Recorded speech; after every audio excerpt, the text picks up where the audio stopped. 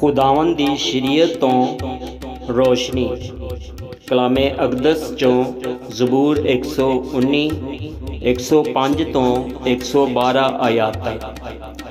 तेरा कलाम मेरे कदमां लई चिराग ते मेरी राह दे लई रोशनी है।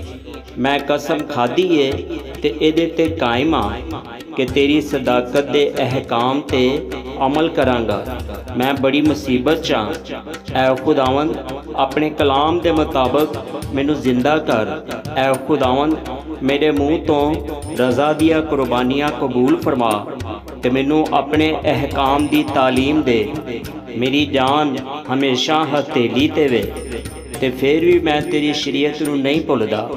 शरीरां ने मेरे लिए फंदा लगाया है ते फिर भी मैं तेरे कवानीन तो नहीं भटकिया।